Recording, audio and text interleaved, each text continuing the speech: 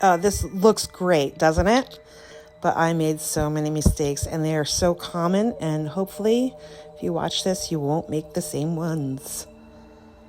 So let's get into it. I'm making today a soap for Halloween, and my goal is to make it look like stone or like a marbled stone. So a white base with with like gray veining, and I don't want it to be black. My fragrance today is an essential oil blend of dark patchouli, 4042 lavender, and a 10-fold orange. And it is quite nice, but it also discolors. You can see it there. So in my attempt to combat the discoloration, you can see that I added quite a bit of titanium dioxide. And this is going to be my first issue. Second issue you can see is that I chose to use an activated charcoal that is made with bamboo instead of coconut, and that has a slightly bluer tinge to it. So when I add my essential oil blend, which has a yellow from the orange and a tan from the dark patchouli, it then turned my batter slightly green, and I should have just been okay with that, but I continue to add more activated charcoal to get my colors to be a little bit more gray. And what you'll notice is that my activated charcoal and my titanium dioxide are mixed with oils. Now, I already have a 5% superfat in this recipe, and by adding all of that activated charcoal mixed with oil and titanium dioxide mixed with oil, I am adding a whole lot of superfat. And hopefully I can save it. Oh, I added more titanium dioxide. So sometimes we just get carried away with our colors and just absentmindedly think to ourselves, or don't think to ourselves that we're doing anything, but we're adding lots of superfat and lots of titanium dioxide. Oh, there's my accent color. And that is also a mica mixed with oils. So let's go ahead and just pour this loaf, and hopefully I can salvage it, right? So I'm just pouring this kind of all over random, and that's how I create the marbled or stone effect. That marbling technique like this works a little bit better in a larger mold, but it works just fine here as well. And this technique is, I wanted my top to be flat, so I am pouring this at quite a light trace, which is fine. As long as you're emulsified and a slight trace, it's fine. If you wait a little bit longer and your batter gets thicker, then you can run into problems with your top not being flat, which some people love, and you can create nice designs on the top as well. So we went over a few of the mistakes I've made so far, which is the oil and the titanium dioxide, and also maybe choosing to use these discoloring essential oils was the catalyst to overusing those, because I wanted to have the gray and I didn't want the green tinge.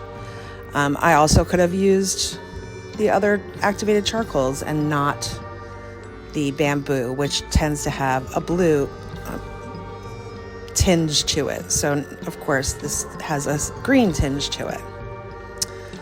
So we're adding our accent color here, and this turns out really cool. And I'm bringing back the tool that I used a couple of videos ago in my Amazing Grace soap, which I cut the tops off of. But I love this tool from Folk Art at Micas, and it is so cool. I love the effect. It's like a fire, claws, and it's perfect for this kind of Halloween horror effect. And then after this, now I'm in the conundrum and knowing that how much titanium dioxide I added, do I C-pop? If I C-pop, I'm going to get glycerin rivers, like galore. And I really didn't want that, so I end up not C-popping. Okay, so let's get into, these are the appliques I'm making from soap dough.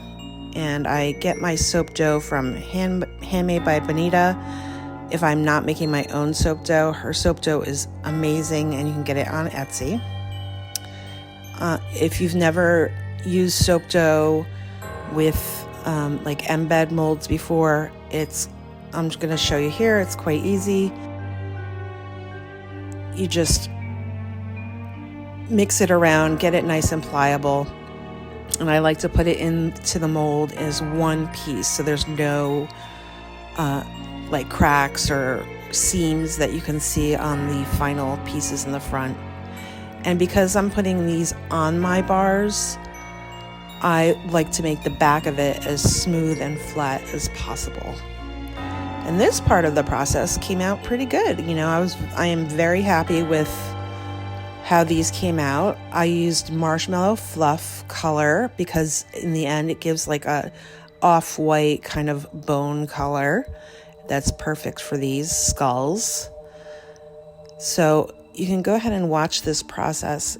You can just smush them in there and get them as flat as possible. And then I'll speed it up here so you don't have to watch all of it. And then you can see how these came out, which they came out perfect. I couldn't be happier. They actually look kind of waxy. So overall, the recipe for the actual soap bar I will put below, and you don't have to make the mistakes I made. The recipe itself is a solid recipe. There you go. There's the first one that came out. Look how cool they look. I'm not like even a skeleton person, but I love Halloween, so perfect. All right. There they are. So I'm going to be doing the rest of these, and you don't have to watch that.